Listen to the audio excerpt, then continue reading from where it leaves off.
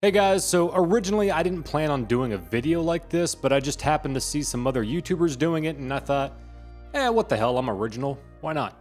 Games I beat in 2025. Now, you might be surprised to see there's not a ton of retro games on here. I didn't really devote a lot of time to beating retro games last year, and it's not that I didn't play them, it's that most of the retro games I still play I've beaten before. So I just haven't really devoted to beating any games I haven't. There are a couple that I beat, but I do try to keep up with the times, so most of these games are newer. So let's get to a couple of PS5 games. First up, Split Fiction. This is a game the wife and I played together and had a pretty decent time with it. I wouldn't say I loved it, but I didn't hate it. There were a couple of parts I felt kind of dragged on a bit, but overall it was a unique experience, and I do recommend it if you have someone you can play it with. If you're not familiar with this game, a rich guy builds some sort of machine that allows writers to kind of go into their stories in like a virtual reality world. But of course, there's a nefarious plan to basically steal these writers' ideas. I know, shocking, right? People don't want to pay people for their hard work. I know, I get it. Anyway, an accident happens and two writers get mixed up together and bounce back and forth between each other's stories. One is more fantasy adventure while the other is more sci-fi, futuristic, dystopian. You end up facing off against your subconscious in the end and all this kind of stuff. Like I said, I didn't love it, but I didn't hate it, but it's definitely a unique game. Next up, a game that I was super excited about, but can't say I enjoyed as much as I was hoping, and that just happens to be Silent Hill F. Now, I'm not going to talk about this game much because I do plan on doing a review some point in time, and I even talked about it a little bit in the wife and I's pickups video that I have no idea when that'll be out. But overall, do I think it's a bad game? No. Do I think it's a good Silent Hill game? No. And that's the problem. It didn't feel like Silent Hill to me. Now, I was intrigued by the direction of this game and even like it being based in 1950s Japan. But like I said in the review I did for Silent Hill: The Short Message, I just kind of feel like Konami is just slapping the name Silent Hill on these games, and you know what? I'm sorry. If they don't take place in the town of Silent Hill, don't call it Silent Hill. I mean, I feel like the town itself should be connected in some way, but whatever. A couple of games I played on the Switch. First up, Chicken Police: Into the Hive. Now, if you're looking at this game going, what the hell am I looking at? Yeah, I don't blame you. This happens to be a sequel to a game called Chicken Police Painted Red that I played on the PS4 several years ago. Now, this isn't the type of game I would typically play, but when I saw the art style, I was like, well, that just looks ridiculous. But I don't know. I actually really enjoyed these games. They're not really much of a game. They're more of like an interactive movie. The only real gameplay there is these interrogation parts where you have to ask the right questions. There's also some point and click kind of aspects to it. But for the most part, I just really enjoyed the film noir vibe, the banter between the characters. I don't know. It was a unique experience, and that's all I can say. And this was more or less the same. So if it looks intriguing to you, give it a shot. It's something. Next up was Zelda: Echoes of Wisdom. Now, I didn't hate this game, but I will say the problem I had with this game is it just kind of kept me wanting more of a traditional Zelda game. I give them credit for trying something new. It just left me wanting traditional Zelda, if that makes sense. Now, the rest of these games I did play on the Xbox via Game Pass, and I think at the time of me filming this, most, if not all, are still available, so hey, if any look interesting, check them out. First up, RoboCop: Rogue City. I wouldn't consider myself to be a RoboCop fanatic. I've never seen the other movies. I have seen the first one, and to be honest, that movie kind of scarred me as a kid. I really should not have seen that movie when I was like 5 or 6. But this game was interesting. I wouldn't say it was fantastic or anything. I had a good time with it. I did think it was funny because there's like one part in the game where RoboCop is basically behind a desk taking like civilian complaints, and it's just kind of weird to see this because you're more used to seeing RoboCop out there shooting people, but he's just doing customer service, basically. And I'm fairly certain there was a part where I was helping a woman find a cat. Yeah, like I said, I don't know. I can't say it was the greatest game ever, but it wasn't bad. Keeper. This is a game I saw a trailer for, and I just thought it looked interesting because I love like imaginative games, like games that take place kind of in like a fantastical world. I mean, you can keep your Call of Duties and all that kind of crap. I don't know. That's just kind of what I like. But honestly, this game was just kind of a walking simulator. Like there wasn't really a ton of gameplay, so to speak. Yeah, I think there was a few like puzzles or something like that, but also I had no idea what the hell was happening in this game. I couldn't even tell you what was occurring, but it was cute. I'll just say that. Next up, Still Wakes the Deep. This is a game I don't think I've heard anyone talk about. I guess you could call this game a survival horror or maybe more of a psychological horror. But basically you play as a character that works on an oil rig.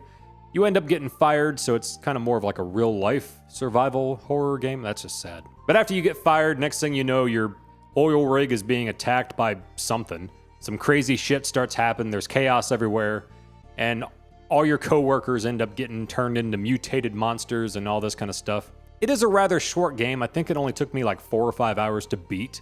So I kind of like that, but at the same time, I can't say I really connected with any of the characters, while at the same time, I don't really feel like it left a lasting impression on me. But you know what?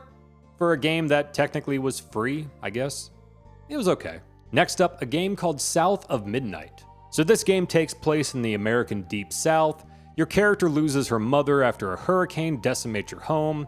You go on an adventure to find her, believing her to still be alive. Along the way, you discover that you're a weaver, someone who has the power to mend broken bonds and spirits. That's about all I can tell you about the story because it does get a bit crazy. It is an interesting game, also very imaginative, which of course I enjoyed that aspect of it. While I won't say the game is overly difficult, the combat isn't necessarily a walk in the park, so there is a bit of a challenge there, but nothing an idiot like me can't handle.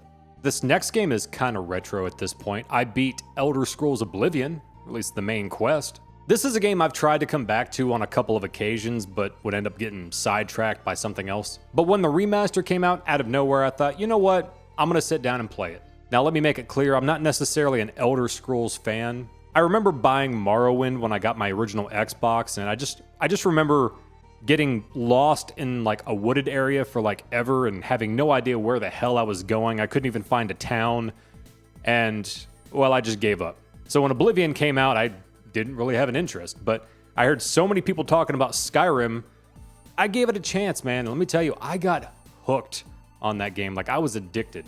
I called out of work several times to play that game. While I did enjoy Oblivion, I will say the one thing that Skyrim has over Oblivion is the lock-picking minigame. I hated the lock-picking in Oblivion. I even watched a video of someone explaining it, and for some reason I still couldn't understand it. Skyrim though, I don't know what it was. I would purposely find shit to unlock because I was weirdly obsessed with it. I don't know what it was, I just enjoyed it. Am I weird? Next is a game called Shady Part of Me. I'm not typically big on puzzle games, but I did enjoy this one. It's kind of cool because you have to bounce between like the real world and the shadow world to, progress and all that kind of stuff. Again, for a game that was technically free in a way for me to play, I enjoyed it, and I'd recommend it if you like these kind of games. Last up on the Xbox, A Plague Tale: Innocence. So I started playing the sequel of this game a few years ago, which is on Game Pass, and had no idea what the hell was happening. It seemed interesting, but once I figured out it was a sequel, I decided to stop playing. And I'm glad I did. I ended up buying this one for relatively cheap on Black Friday. Anyway, you play as a teenage girl named Amicia. You have a little brother that you barely know, as your mother tends to shelter him from you due to a sickness. Your home gets invaded and your mother and father are killed. Now you and your brother are pretty much on your own. I'd kind of compare it to The Last of Us. I mean, they're two completely different games, but it's a story about two characters that don't really know each other. There's even some tension at the start, but over time they form a bond, pretty much from trauma. If you can't tell by the title, the story revolves around a plague. And of course, when you think about plagues, you think about rats, right? Well, these aren't your normal everyday rats. Saying there are a swarm of rats is an understatement. But thankfully, they hate fire and light in general. So as long as you stay in the light, you're protected. Otherwise, well, they'll eat you alive in seconds. I think they skipped over this part in history. Anyway, I am glad I played this one first because I am playing the sequel now, and originally I had no idea what the hell was happening, but now I do. Last up, the 2 retro games I beat last year. First up, Golden Axe 2. This is a game I remember playing all the time back in the day with my childhood best friend Matt, and later on in life I introduced my wife to this game and it became one of our go-to games. But never beat it. And I always had a hard time figuring out why. Well, I realized one day, when you're playing 2-player, you share continues. So if you end up playing this game with someone who isn't as good at games as, say, you are, not calling anyone out, but she knows who she is. With that being said, it kind of blows my mind to think that, Matt and I used to play this game all the time back in the day when I lived in Pennsylvania. Well, now I live in Tennessee. And guess where he still lives? Pennsylvania. Kind of can't play Genesis games when you're 800 miles apart, right? Well, now we can, thanks to the Switch. Anyway, we set aside some time for a little play session and decided on Golden Axe 2. But I guess Matt was feeling adventurous that night because he was like, hey, let's play it on hard. And I was like, sure, why not? Well, believe it or not, we made it to the final boss, which just happened to be the first time Matt's ever seen the final boss. I've gotten there before, but again, my wife typically used up all the continues, so I didn't make it far. But it got me thinking. I was like, wait a minute, Matt and I got to the final boss on hard together. What if I tried this on my own? Sure enough, I beat it on hard. Well, that motivated me to try to beat the first game. Let me tell you, the first game pisses me off. There's so much about this game that is just utter trash. Like, there's times when attacks don't even register. Like, it's, in comparison, Golden Axe 1 sucks. I'm sorry, get over it. It sucks. Matter of fact, I did try playing this on stream. I was hoping to beat it. I think I got to the final boss, which I think was the first time I ever made it to the final boss. And, well, I died. However, there was one night I was like, you know what? I got like 30 minutes to waste. Whatever. I popped it in, and I beat it. For the first time. Granted, I had to cheat, The only way you can make any progress in this game is your little running attack. But hey, you know what? We had to do what we had to do back in the day, and what matters is you beat it. Right? Anyway, guys, those are the games that I beat in 2025. Hopefully there's 1 or 2 in there that may look interesting to you. And like I said, I think most of them are still in Game Pass. So, hey, give them a shot. But thanks again for watching, guys. You know what to do. Like, comment, subscribe, all that fun stuff. And I'll see you again